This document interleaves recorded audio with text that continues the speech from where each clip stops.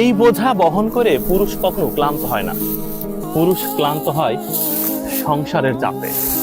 অনেক টেনশন থাকলে তখন পুরুষ ক্লান্ত হয়ে যায়।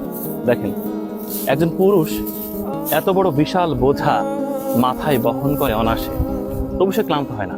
শুধুমাত্র ক্লান্ত হয় সংসারের মানুষের অপ্রত্যাশিত চাহিদার কাছে, সংসারের মানুষের নিষ্ঠুরতার কাছে।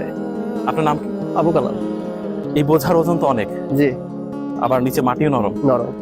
মাথা নিতে পারবেন? অবশ্যই। সারাদিনই ধান টানছেন, ইনশাল্লাহ।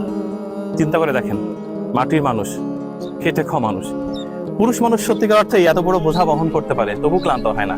কিন্তু সংসারের মানুষের নিষ্ঠুরতার কাছে পুরুষ ক্লান্ত হয়ে যায়। জি। ঠিক না বলেন? জি। সংসারের মানুষের বাজে আচরণে পুরুষ ক্লান্ত হয়ে যায়।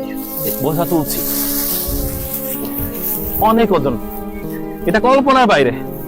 দেখেন, পা নিচে চলে যাচ্ছে। চলুন,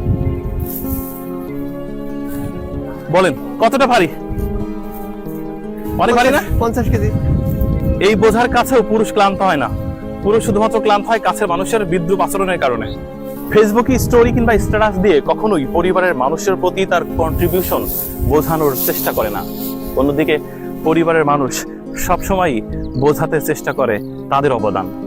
ঠিক যেন এমন শৈবাল দিঘিরে বলে, উচ্চ করি শির, লিখে রেখো এক ফোঁটা দিলেম শিশির।